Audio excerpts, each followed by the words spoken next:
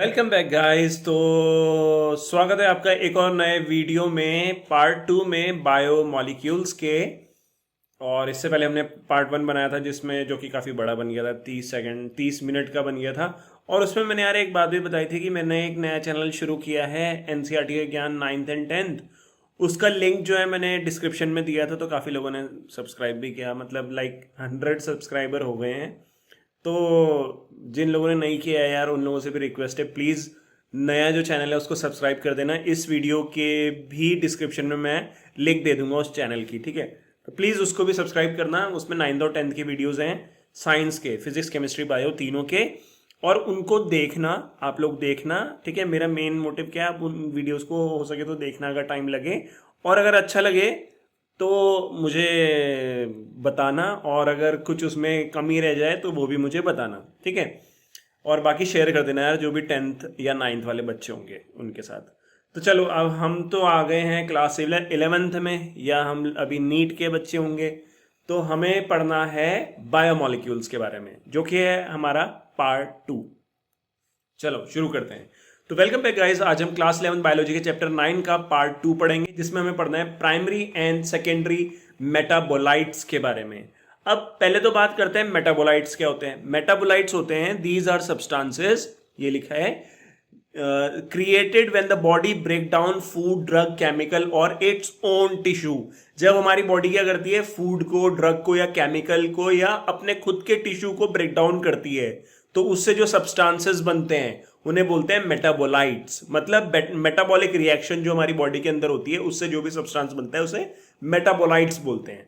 अब यहाँ पे क्या है, हमारे पास दो टाइप के मेटाबोलाइट्स है, प्राइमरी एंड सेकेंडरी। प्राइमरी जब भी वर्ड आता है तो मतलब होता है इंपॉर्टेंट, ठीक है, और सेकेंडरी मतलब इतना इंपॉर्टेंट हमारे लिए नहीं है। तो प्राइमरी मेटाबोलाइट्स पहले हम देख लेते हैं क्या होते हैं, तब हम इनको पढ़ेंगे। तो यहाँ पे क्या है, compounds that are essential for an organism growth, development and reproduction. Primary metabolites के अंदर वो कंपाउंड्स आते हैं जो बहुत ज्यादा जरूरी होते हैं ग्रोथ, डेवलपमेंट एंड रिप्रोडक्शन के लिए। तो मैं एक चीज तो समझ गया, प्राइमरी मेटाबोलाइट्स बहुत जरूरी हैं भाई। एग्जाम्पल भी देख लेंगे तो हमें और पता चल जाएगा। Fatty acid, lipids, sugar, amino acid, nucleotides, carbohydrates, ये सारे के सारे क्या होते हैं, हमारे प्राइमरी मेटाबोलाइट्स होते हैं। और ये हमें जिंदा रहने के लिए, ग्रोथ के लिए, इन चीजों के लिए चाहिए ही होते हैं, मतलब ये तो बहुत ज्यादा जरूरी है। सेकेंडरी मेटाबोलाइट्स क्या होते हैं, compounds produce by organism but play no role in its normal development, ठीक है। उसका जो सेकेंडरी मेटाबोलाइट्स होते हैं उनका कोई भी रोल नहीं होता है हमारी बॉडी के या किसी भी लिविंग ऑर्गेनिज्म की नॉर्मल डेवलपमेंट में, ठीक है। सेकेंडरी मेटाबोलाइट्स का यहाँ पे कोई एज सच रोल नहीं होता है डेवलपमेंट में, ठीक। चलो अब समझते हैं। अब देखो, the most exciting aspect of chemistry, ठीक है, केमिस्ट्री का मोस्ट एक्साइटिंग एस्पेक्ट क्या है, आइसोलेट करना थाउजेंड्स ऑफ कंपाउंड्स को। किसी लिविंग ऑर्गेनिज्म से बहुत सारे कंपाउंड्स लेना, चाहे वो छोटे हो चाहे वो बड़े हो, ठीक है, फ्रॉम लिविंग ऑर्गेनिज्म, और डिटरमाइन करना उसके स्ट्रक्चर को, और इफ पॉसिबल सिंथेसाइज देम। तो ये काफी इंटरेस्टिंग हो जाएगा ना केमिस्ट्री की हिसाब से, कि भाई हम लिविंग ऑर्गेनिज्म के अंदर बहुत सारे कंपाउंड्स को निकाल रहे हैं, फिर उसको एनालाइज कर रहे हैं, उसका स्ट्रक्चर देख रहे हैं, और हो सके तो उसको बाहर हम सिंथेसाइज भी कर रहे हैं। If one were to make a list of biomolecules, अगर हम लिस्ट बनाए बायोमोलिक्यूल्स की, such list would have thousands of organic compound. तो उसमें क्या आ जाएंगे, बहुत सारे ऑर्गेनिक कंपाउंड्स आ जाएंगे बायोमोलिक्यूल की जो लिस्ट होगी, जिसमें क्या आएंगे, अमीनो एसिड, शुगर, ईटीसी के अंदर बहुत सारे आ जाते हैं, कार्बोहाइड्रेट वगैरह, फैट वगैरह, बहुत सारे आ जाएंगे। From for reason that are given in section 9.10 we can call these, इनको क्या बोलते हैं, इन कंपाउंड्स को बायोमोलिक्यूल्स बोलते हैं, और एज अ मेटाबोलाइट्स भी बोलते हैं, ठीक है। In animal tissues one notice the presence of all such categories of compound shown in figure 9.1। तो ऊपर था ना वो 9.1 फिगर, उसमें हमने देख लिया था कि उसमें न्यूक्लियोटाइड्स भी मिल रहे थे, और कार्बोहाइड्रेट्स भी मिल रहे थे, अमीनो एसिड्स भी मिल रहे थे, प्रोटीन भी मिल रहा था, है ना, ये सब मिल रहे थे। तो वो जो ऊपर डायग्राम में इंपॉर्टेंट हमारे पास बायोमोलिक्यूल्स थे, उनको क्या बोलते हैं, these are called primary metabolites, ठीक है ना। प्राइमरी मेटाबोलाइट्स वही है, fatty acid, lipid, sugar, amino acid, nucleotides वगैरह। However when one analyse plant, अब ये तो प्राइमरी मेटाबोलाइट हम समझ गए। अब कोई एनालाइज कर रहा है प्लांट को, फंगल को, या माइक्रोबियल सेल्स को, तो one would see thousands of compound, वो क्या देख रहा है, बहुत सारे ऐसे थाउजेंड्स ऑफ कंपाउंड्स को देख रहा है other than these primary metabolites. ठीक है, बात समझ रहे हो? एक प्लांट है मान लो, उस प्लांट के अंदर किसी ने पहले प्राइमरी मेटाबोलाइट्स को तो स्टडी कर लिया, ठीक है ना, प्राइमरी मेटाबोलाइट्स क्या होते हैं वो हमें पता है, इसके एग्जांपल हमें पता है। अब उसने देखा प्लांट के अंदर इन प्राइमरी मेटाबोलाइट्स के अलावा भी कुछ और कंपाउंड्स मिल रहे हैं। जैसे एग्जांपल क्या है, alkaloids, flavonoids, rubber, essential oils, antibiotics, ठीक है, colour pigment, scents, gums, spices, मसाले, ये सब मिल रहे हैं। तो इनको बोलते हैं सेकेंडरी मेटाबोलाइट्स। ठीक है ना, ये क्या कहलाते हैं, सेकेंडरी मेटाबोलाइट्स, और ये एग्जाम्पल हैं इसके। तो ये नॉर्मल ग्रोथ में तो कोई रिस्पॉन्सिबल है नहीं। तो जैसे मैं प्लांट को ले लेता हूं, प्लांट में प्राइमरी मेटाबोलाइट्स क्या हो गए, ये लिपिड, शुगर, अमीनो एसिड्स, ठीक है, न्यूक्लियोटाइड्स वगैरह हो गए, ये तो हो गए हमारे प्राइमरी मेटाबोलाइट्स प्लांट में। और सेकेंडरी मेटाबोलाइट्स क्या हो गए, ये rubber, essential oils, coloured pigment, scent, gum, spices, ये सब हो गए। ठीक है, ये सेकेंडरी मेटाबोलाइट्स हो गए। तो आप एक डिफरेंशिएट कर पा रहे होंगे कि प्राइमरी मेटाबोलाइट इंपॉर्टेंट है, सेकेंडरी इंपॉर्टेंट नहीं है, इतना इंपॉर्टेंट नहीं है तो वैसे क्यों नहीं इंपॉर्टेंट। ठीक है, while primary metabolites have identifiable function, primary metabolites के हमें पता है कि क्या फंक्शन है भाई, और वो बहुत ही and play known role in normal physiological process. ठीक है ना, हमें पता है प्राइमरी मेटाबोलाइट्स क्या क्या करते हैं, उनके क्या क्या रोल होते हैं। We don't do not at the moment understand the role और function of all the secondary metabolites, but जो सेकेंडरी मेटाबोलाइट्स है उनके फंक्शंस अभी हमें इतने ज्यादा नहीं पता है कि वो क्या करते हैं होस्ट ऑर्गेनिज्म के अंदर। However many of them are useful to human welfare. अब प्लांट के अंदर जो सेकेंडरी मेटाबोलाइट्स मिलते हैं वो ह्यूमन के लिए भी यूजफुल होते हैं, जैसे rubber, drugs, spices, scents and pigments. Some secondary metabolites have ecological importance भी होती है सेकेंडरी मेटाबोलाइट्स की। ठीक है, वो आप लेटर चैप्टर्स में और आने वाले सालों में पढ़ेंगे। ठीक है, तो एग्जाम्पल देख लो सेकेंडरी मेटाबोलाइट्स के, ये हो गए हमारे सारे एग्जाम्पल। ठीक है, लेमन ग्रास ऑयल भी आपको सूंघा होगा आपने कई बार। ठीक है ठीक है, आगे देखते हैं। अब हमारे पास नेक्स्ट टॉपिक है बायो मैक्रोमोलिक्यूल्स। बायो मैक्रो मतलब होता है बड़ा, माइक्रो मतलब होता है छोटा। ठीक है, तो बायो मैक्रोमोलिक्यूल से मैं क्या समझ रहा हूं कि ऐसे मॉलिक्यूल्स जो लिविंग सिस्टम के अंदर मिलते हैं और बड़े साइज के रहते हैं। बड़े साइज मतलब उनका मॉलिक्यूलर वेट जो रहता है वो ज्यादा रहता है। ठीक है, तो there is one feature common to all those compound found in acid soluble pool. अब ये लाइन मुझे क्या बता रही है, ये लाइन मुझे कनेक्ट कर रही है पहले वाले वीडियो से। पहले वाले वीडियो में हमने क्या लिया था, एक लीवर लिया था या कोई भी टिश्यू ले लिया था, उसको ग्राइंड किया था, उसमें फिर हमने एसिड डाला था, ट्राइक्लोरो एसिटेट डाला था हमने उसमें। ठीक है, ध्यान नहीं आ रहा एग्जैक्टली मुझे, एसिड डाला था। फिर उसको हमने पेपर वो एक कपड़े से उसको दबाया था, तो उससे क्या होता, एसिड सॉल्युबल पूल जो है वो नीचे आ गया था और फिल्ट्रेट जो है ऊपर रह गया था। यही हमने किया था, है ना। तो उसने क्या बोला, there is one feature common to all compound found in acid soluble pool. अब थोड़ा सा समझ लो, इस डायग्राम में आ जाओ बगल में। ये वही हमने लीवर वगैरह लिया कोई, इसको थोड़ा बड़ा पूरा घुमाया, उसमें एसिड डाला और उसके बाद फिर हमने इसमें डाल दिया ये पेपर में। ठीक है, फिल्टर करने के लिए। तो कुछ तो ऊपर रह जाएगा, ऊपर अटक जाएगा, और कुछ नीचे आ जाएगा। जो नीचे आ गया वो है फिल्ट्रेट, जो कि है एसिड सॉल्युबल पूल। मतलब एसिड देखो यहां से निकल करके सारा एसिड नीचे आ गया, तो एसिड के साथ जो कुछ भी सॉल्युबल था वो सब नीचे आ गया, यहां नीचे आ गया। और जो ऊपर रह गया वो एसिड इनसॉल्युबल पूल हो गया, जिसे रिटिनेट भी बोलते हैं, रिटिनेट। ठीक है, तो ये हो गया, है ना। अब ये हो गया। अब उसने क्या बोला, जो एसिड सॉल्युबल पूल है, एसिड सॉल्युबल पूल कौन सा, जो नीचे वाला है, उसमें जितने भी कंपाउंड्स मिल रहे हैं, ध्यान से, एसिड सॉल्युबल पूल में जितने भी कंपाउंड्स हमें मिल रहे हैं यहां पे, उनमें एक चीज कॉमन है। वो कॉमन क्या है, दे हैव, जितने भी मॉलिक्यूल्स है उनका जो मॉलिक्यूलर वेट है वो ranging from 18 to around 800 dalton approximately. ठीक है, 18 से लेके 800 डाल्टन तक उनका मॉलिक्यूलर वेट है, जो हमें एसिड सॉल्युबल पूल मतलब ये फिल्ट्रेट के अंदर मिल रहे हैं। ठीक है ना, सिंपल। ये उसने बोला कि ये कॉमन है भाई उनमें ये चीजें। ठीक है, अब आगे देखते हैं। The acid insoluble fraction, acid insoluble वाला कौन सा है, ऊपर वाला जो है ये वाला, ठीक है, has only 4 type of organic compound. और जो ऊपर एसिड इनसॉल्युबल फ्रैक्शन है उसमें 4 मुझे ऑर्गेनिक कंपाउंड्स मिल रहे हैं। कौन कौन से, protein, nucleic acid, polysaccharide and lipid. अब ये ध्यान रखना, ठीक है, ये सारी चीजें ध्यान से समझना। ध्यान रखना मतलब ध्यान से समझना इनको। देखो, ऊपर मुझे एसिड इनसॉल्युबल पूल मिल रहा है, ठीक है, उसके अंदर मुझे 4 टाइप के ऑर्गेनिक कंपाउंड मिल रहे हैं, प्रोटीन, न्यूक्लिक एसिड, पॉलीसेक्राइड और lipid. These classes of compound with exception of lipid, ध्यान समझना, लिपिड को छोड़ करके जो ये 3 मॉलिक्यूल हैं या 3 ऑर्गेनिक कंपाउंड हैं, कौन कौन से, प्रोटीन, न्यूक्लिक एसिड और पॉलीसेक्राइड, इनका जो मॉलिक्यूलर वेट होता है वो ranges of 10,000 Dalton and above. उनका जो मॉलिक्यूलर वेट होता है वो 10,000 डाल्टन या उससे ज्यादा होता है।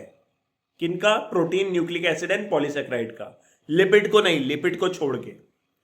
For this very reason biomolecules, मतलब या जो chemical compounds found in living organism are of 2 type. तो 2 टाइप के लिविंग ऑर्गेनिज्म हमें, 2 टाइप के हमें केमिकल कंपाउंड्स मिलेंगे लिविंग ऑर्गेनिज्म के अंदर। अब देखो, समझो बात को। जो हमें नीचे मिल रहे थे एसिड सॉल्युबल पूल में, उसका क्या कितना था, 18 से लेके 800 डाल्टन तक था बस मॉलिक्यूलर वेट, ठीक है।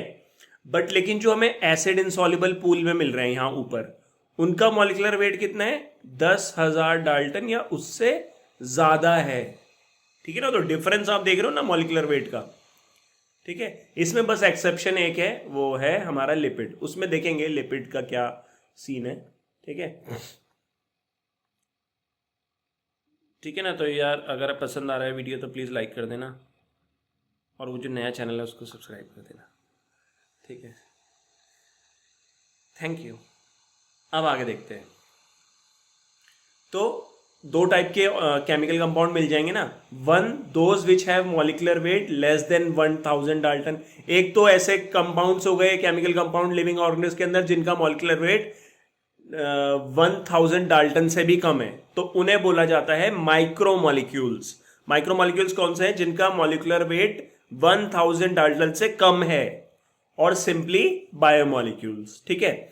While those which are found in acid insoluble fraction, और ऐसे केमिकल कंपाउंड जो मुझे एसिड इनसॉल्युबल फ्रैक्शन में मिल रहे हैं, यहां ऊपर मिल रहे हैं, जिनका मॉलिक्यूलर वेट कितना था, 10,000 डाल्टन या उससे अबव था, तो उनको बोलते हैं मैक्रो, मतलब बड़े, मैक्रो मॉलिक्यूल्स या बायो मैक्रो मॉलिक्यूल्स, ठीक है। तो this is a main difference between macro molecule and micro molecule, ठीक है, क्लियर।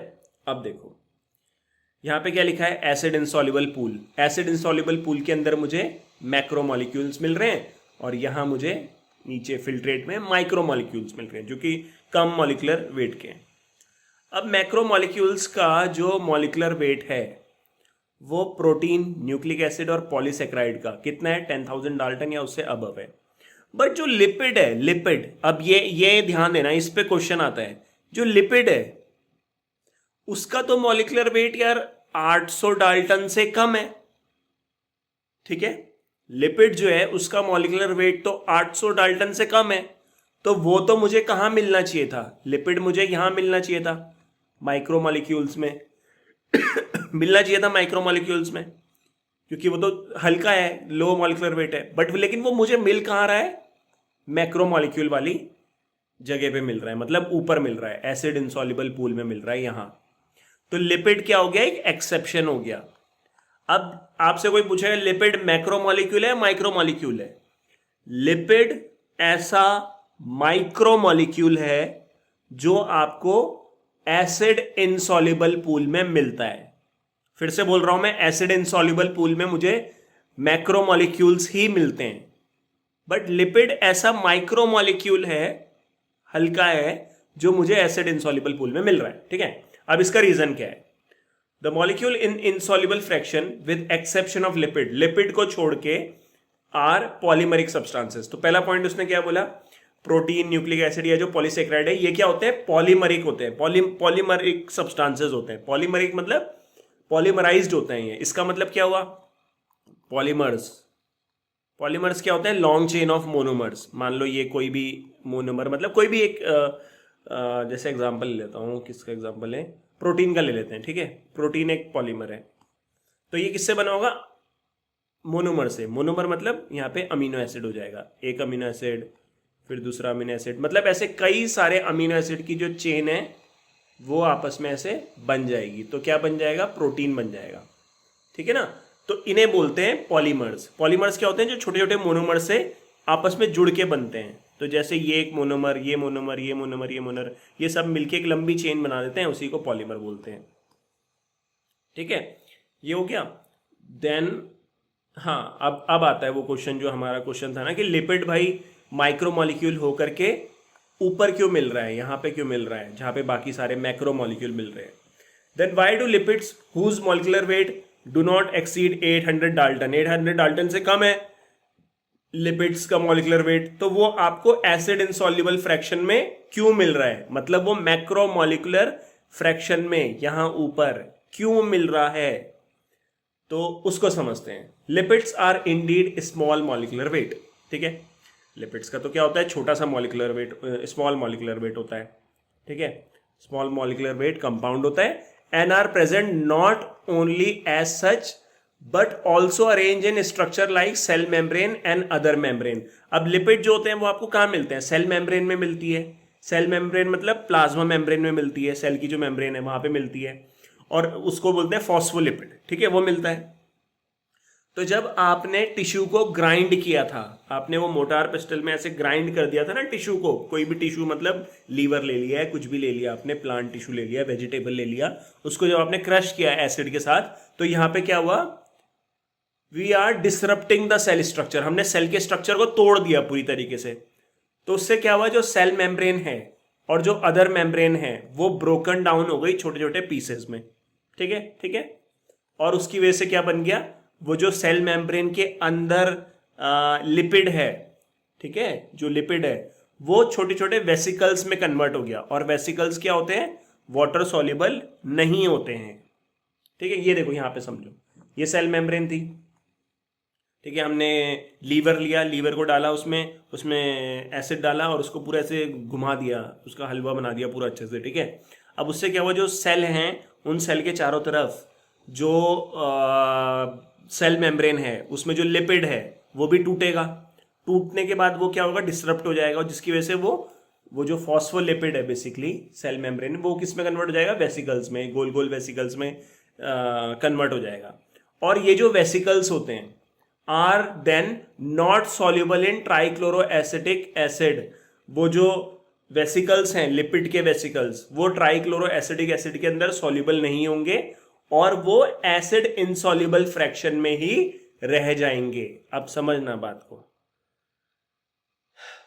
देखो मान लो यहां पे वो वेसिकल्स हैं, ठीक है? अब ये वेसिकल्स को नीचे जाना चाहिए था, नीचे जाना चाहिए था यहाँ, ठीक है? क्योंकि लिपिड तो हल्का होता है तो उसे यहां मिलना चाहिए था, बट वो यहां क्यों नहीं मिल रहा? क्योंकि यहां जो है वो वही सब्सटेंस जा रहे हैं जो एसिड के साथ सॉल्युबल है, क्योंकि एसिड उसको लेके नीचे आ गया ना बाकी सब्सटेंसेस को लेके, बट लिपिड यहां पे रह करके सॉल्युबल नहीं है एसिड के अंदर।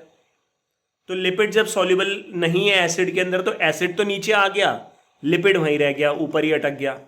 तो इसलिए लिपिड आपको क्या है? ऊपर मिल रहा है, ठीक है? इंपॉर्टेंट क्वेश्चन है, ठीक है? समझ गए होंगे।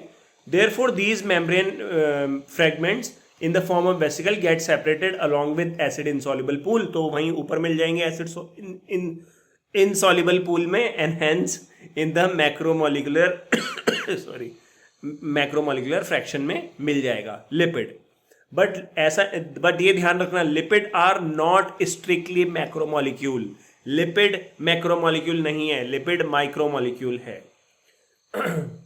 The acid soluble pool represent roughly the cytoplasmic composition. अब एसिड soluble pool जो है उसके अंदर आपको साइटोप्लाज्मिक कंपोजिशन मिलता है, मतलब सेल के अंदर का जो भी कुछ भी है वो मिलता है। मैक्रोमोलिक्यूल्स फ्रॉम साइटोप्लाज्म मैक्रोमोलिक्यूल्स कहाँ के? साइटोप्लाज्म के और सेल ऑर्गेनल्स के। वो क्या बनाते हैं? एसिड इनसॉल्युबल फ्रैक्शन बनाते हैं। एसिड इनसॉल्युबल फ्रैक्शन मतलब वो जो ऊपर वाला था जिसके अंदर न्यूक्लिक एसिड प्रोटीन वगैरह मिल रहे थे आपको, ठीक है, वहां। Together they represent the entire chemical composition of living tissues और ऑर्गेनल्स। तो ये एसिड सॉल्युबल और एसिड इनसॉल्युबल पूल मिलके क्या बना देता है? पूरा लिविंग टिश्यू का कंपोजिशन बता देता है। इन summary, if we represent the chemical composition of living tissues from abundance point of view, ठीक है, अगर हम देखें समरी की भाई लिविंग टिश्यू में कौन कितना क्या मिल रहा है, ज़्यादा मिल रहा है, कम मिल रहा है, और उसको arrange them class wise, we observe that water सबसे ज़्यादा मिलता है। वाटर सबसे ज़्यादा मिलने वाला केमिकल है लिविंग ऑर्गेनिज्म में। तो यहाँ पे वाटर 70 से लेकर 90% है, प्रोटीन 10 से 15 है, कार्बोहाइड्रेट 3 है, लिपिड 2 है, न्यूक्लिक एसिड 5 से 7 है और आयंस 1% है, ठीक है। Next we move to proteins, ठीक है। अब बात करेंगे प्रोटीन के बारे में। तो प्रोटीन्स क्या होते हैं? पॉलीपेप्टाइड्स होते हैं। पॉलीपेप्टाइड्स, देखो प्रोटीन क्या है? पॉलीमर है। पॉलीमर क्या होता है? जो छोटे छोटे मोनोमर से मिलके बनता है। और इस केस में, प्रोटीन के केस में, मोनोमर कौन है? Amino acid. तो मान लो ये अमीनो एसिड एक है, ये दूसरा अमीनो एसिड, ये ऐसे बहुत सारे अमीनो एसिड जो ऐसे चेन बन जाती है, और ये इसी चेन को पॉलीमर या प्रोटीन बोलते हैं, ठीक है। अब एक अमीनो एसिड दूसरे अमीनो एसिड से जुड़ रहा है, ये बॉन्ड की वजह से, ये बॉन्ड है। ये जो बॉन्ड हैं इन्हीं को बोलते हैं पेप्टाइड बॉन्ड। अब यहाँ पे बहुत सारे पेप्टाइड बॉन्ड बन रहे हैं, तो इसे क्या बोलते हैं? पॉलीपेप्टाइड, ठीक है ना। बहुत सारे पेप्टाइड बॉन्ड बने तो ये प्रोटीन बन गया, इसलिए प्रोटीन को क्या बोलते हैं? पॉलीपेप्टाइड। बाकी यहाँ पे एक और देख लो आप, ये अमीनो एसिड है, ये दूसरा अमीनो एसिड है। अमीनो एसिड में एक एक तरफ एसिडिक ग्रुप है, ये एक तरफ ये बेसिक ग्रुप है, ठीक है, अमीनो ग्रुप है। तो यहाँ पे क्या होगा?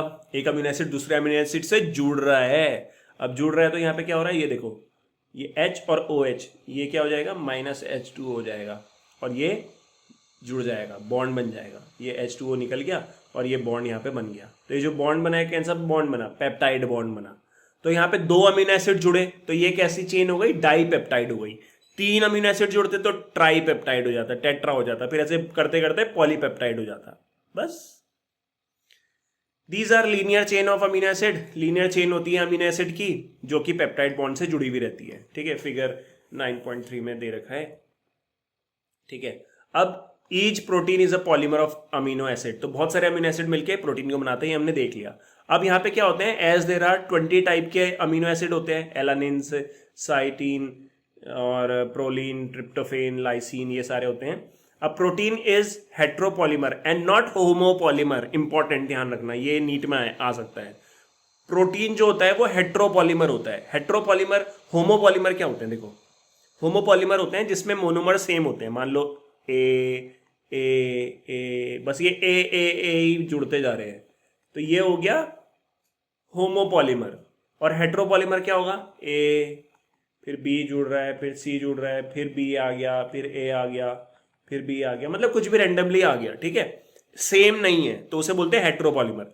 तो प्रोटीन क्या है? हेट्रोपॉलीमर है, क्योंकि प्रोटीन में एक तरफ यहां पे कोई और अमीनो एसिड होगा, यहां पे कोई और अमीनो एसिड आ जाएगा, ऐसे इधर कोई और अमीनो एसिड, मतलब अमीनो एसिड सेम नहीं रहेंगे, चेंज होते रहेंगे, अलग अलग आते रहेंगे, ठीक है। तो ये ध्यान रखना, हेट्रोपॉलीमर और होमोपॉलीमर, ठीक है। ओके, प्लीज लाइक कर देना।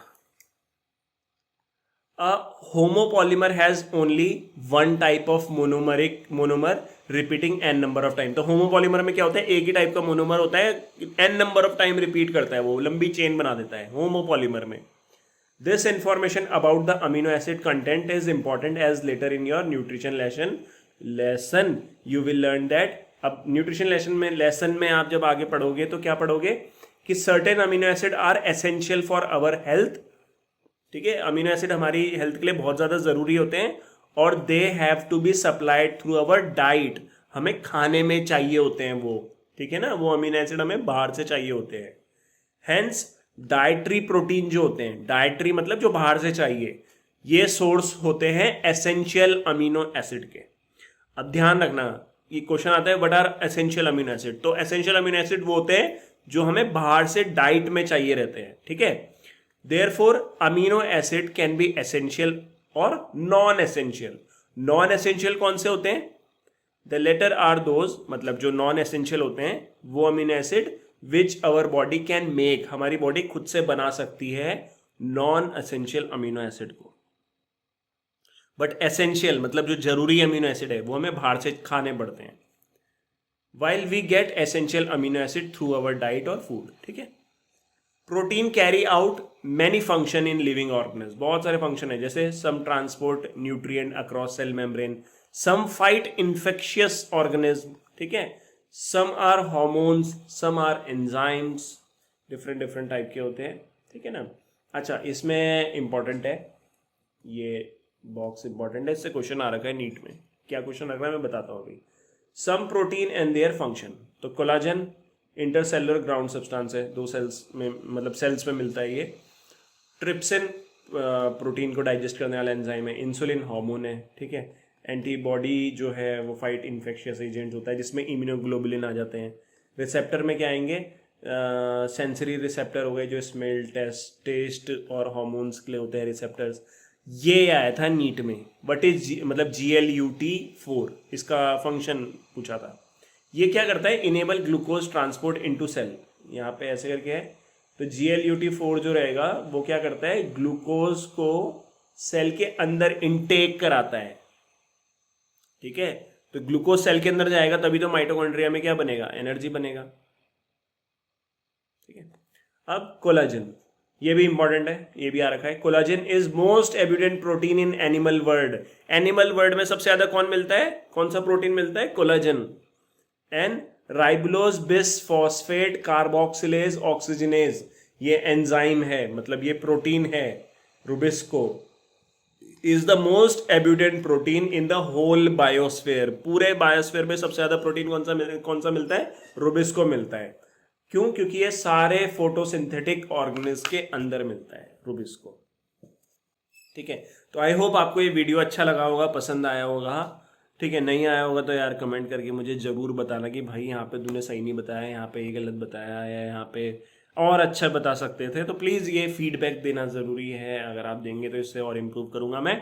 और बाकी प्लीज़ वो नए वाले चैनल को सब्सक्राइब कर देना यार एक और बार, ठीक है, अगर अभी तक नहीं किया है तो। उसका लिंक डिस्क्रिप्शन में है। उसका नाम है NCERT का ज्ञान 9th and 10th, यहाँ लिखा है 9th, यहाँ लिखा है 10th, ठीक है। और उसको शेयर भी कर देना। Thank you so much for watching, bye bye.